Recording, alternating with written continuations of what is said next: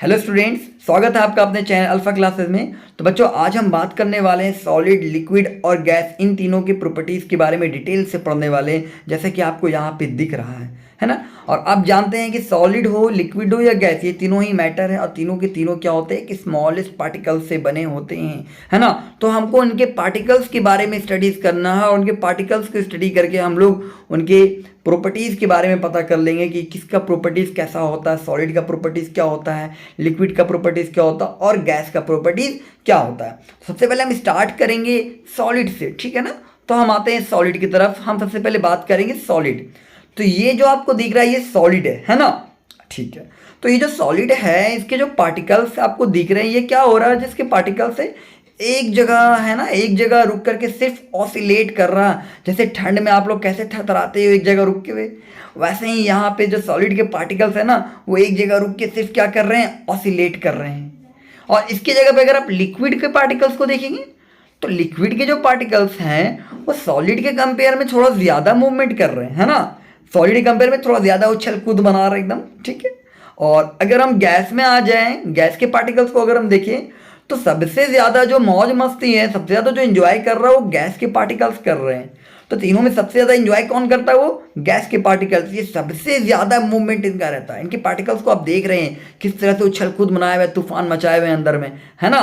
तो सबसे ज़्यादा जो स्पीड होता है ना, वो गैस के जो पार्टिकल्स का स्पीड होता है वो सबसे ज़्यादा होता है। और सबसे कम होते हैं कौन, सॉलिड होते हैं, सिर्फ एक जगह रुक करके ऑसिलेट करते रहते हैं। इससे ज़्यादा लिक्विड, और सबसे ज़्यादा जो है, सबसे ज़्यादा कौन होता है, गैस होता है। गैस के पार्टिकल्स सबसे ज़्यादा उछल कूद बनाते हैं। तो ये तो हमने इन तीनों के पार्टिकल्स के बारे में स्टडी किया कि किसके पार्टिकल्स किस तरह से होते हैं, सॉलिड के पार्टिकल्स कैसे होते हैं, लिक्विड के पार्टिकल्स कैसे होते हैं और गैस के पार्टिकल्स किस तरह से होते हैं। अब इन तीनों पार्टिकल्स, इन तीनों को अगर सॉलिड, लिक्विड, गैस को अगर आप ध्यान से देखेंगे तो सबसे ज़्यादा जो कम स्पेस है ना, वो सॉलिड के पार्टिकल्स के बीच में है। और गैस के पार्टिकल्स की, लिक्विड के पार्टिकल्स के बीच में सॉलिड के कंपेयर में स्पेस थोड़ा ज़्यादा होता है, जिसको हम बोलते हैं इंटरमॉलिक्यूलर स्पेस, है ना। तो पार्टिकल्स के बीच के स्पेस को ही हम लोग क्या बोलते हैं, इंटरमॉलिक्यूलर स्पेस बोलते हैं। और सबसे ज़्यादा जो आपको स्पेस दिख रहा है पार्टिकल्स का, वो सबसे ज़्यादा स्पेस किस में है, गैस के पार्टिकल्स के अंदर है। गैस के जो पार्टिकल्स हैं, इनके पार्टिकल्स के पीछे सबसे ज़्यादा स्पेस है। ये पूरा उछल कूद बना रहा है ना, पूरा उछल कूद कर रहा है, ठीक है। तो यहाँ से आपने ये पढ़ा कि तीनों के पार्टिकल्स के स्पेस कैसा होता है ना। तीनों के पार्टिकल्स में सबसे ज़्यादा स्पीड किसका होता है, तो सबसे ज़्यादा गैस का होता है, उससे कम लिक्विड और उससे कम सॉलिड।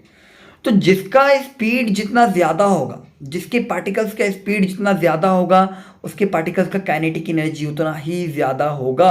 तो यहाँ आपको जो गैस दिख रहा है, गैस के पार्टिकल्स का स्पीड आपको सबसे ज़्यादा है, तो गैस का जो काइनेटिक एनर्जी होगा वो सबसे क्या होगा, हाई होगा। सबसे ज़्यादा क्या होगा, हाई होगा, है ना, ठीक है।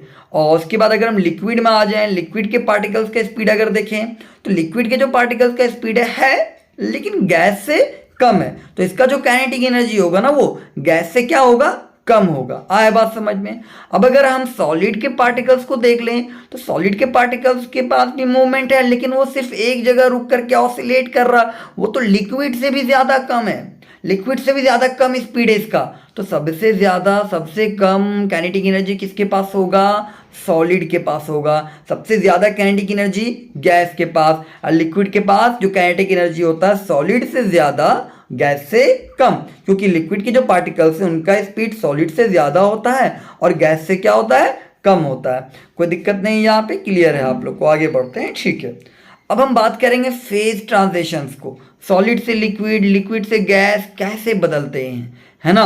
सॉलिड से लिक्विड, लिक्विड से गैस कैसे बदलते हैं, ठीक है ना। अब आपने ये एग्जांपल्स देखा है, घर में भी एग्जांपल्स देखा आपने कि जो बर्फ़ होता है, बर्फ़ पिघल जाता है, बर्फ़ पिघलने के बाद क्या हो जाता है, लिक्विड बन जाता है ना, वाटर हो जाता है। तो सॉलिड, अभी ये क्या है, सॉलिड है, इसके अंदर के पार्टिकल्स आपको दिख रहा। अब हम क्या करेंगे, लिक्विड बनाने के लिए इसको टेम्परेचर देंगे, हाई इसका टेम्परेचर बढ़ाएंगे। तो टेम्परेचर बढ़ने पे इसके जो पार्टिकल्स थे वो, अब देख लीजिए इनका अरेंजमेंट कैसे हो गया, बिल्कुल लिक्विड के पार्टिकल्स की तरह हो गया।